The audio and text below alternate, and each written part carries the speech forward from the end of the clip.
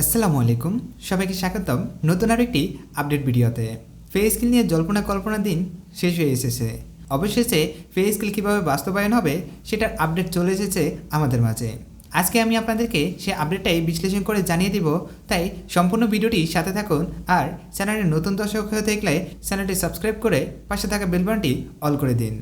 দীর্ঘ অপেক্ষার পর সরকারি চাকরিজীবীদের জন্য নতুন বেতন কাঠামো প্রস্তাব চূড়ান্ত করেছে বেতন কমিশন।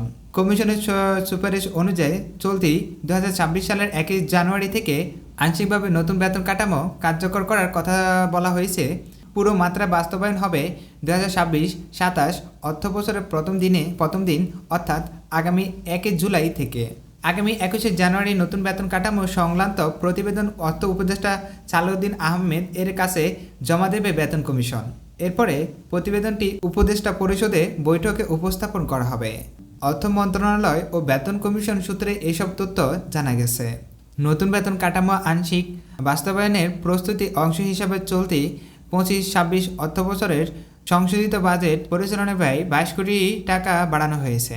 বেতন কমিশনের হিসাবে প্রস্তাবিত বেতন কাঠামো পুরোপুরি কার্যকর হতে অতিরিক্ত 70 থেকে 80 হাজার কোটি টাকা প্রয়োজন হবে। সুপারিশকৃত কাঠামোর নিচের দিকে গ্রেডগুলো বেতন ও ভাতা তুলনামূলকভাবে বেশি বাড়ানোর প্রস্তাব রয়েছে। কমিশনের হিসাব অনুযায়ী বর্তমানে সর্বনিম্ন বেতন 8,250 টাকা, যা দ্বিগুণের ও বেশি বাড়ানো সুপারিশ করা হয়েছে। দ্বিগুণ মানে বুঝতেছেন, প্রায় 16,000 প্লাস 17,000 কিংবা 18,000 মেবি হবে।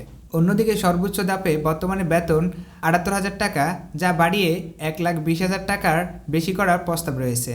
পাশাপাশি সর্বোচ্চ ও সর্বনিম্ন বেতন অনুপাত 1:8 রাখার সুপারিশ করা হয়েছে, যেটা আমরা 1:8 এটা আমরা অনেক আগে শুনতে পেয়েছি বা অনেক আগে জানতে পেরেছি, কিন্তু সর্বনিম্ন সর্বোচ্চ বেতন এটা কখনো নির্ধারণ করা হয়নি, সেটা নিয়ে একটা গুঞ্জন থেকে গিয়েছিল। গত বছর 27 জুলাই সরকারি কর্মকর্তা কর্মচারীদের নতুন বেতন কাঠামো নির্ধারণের লক্ষ্য বেতন কমিশন গঠন করা হয়।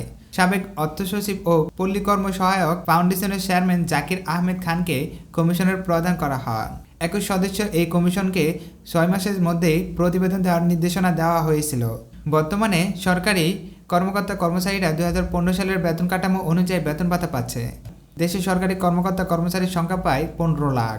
যাই হোক, এই প্রতিবেদনের নিউজটি থেকে আমরা এতটুকু অনুমান করতে পারছি যে 21 তারিখে আমরা খুব ভালো কিছু পেতে যাচ্ছি এবং আমাদের বেতন কাঠামো প্রায় চূড়ান্ত হয়ে গিয়েছে।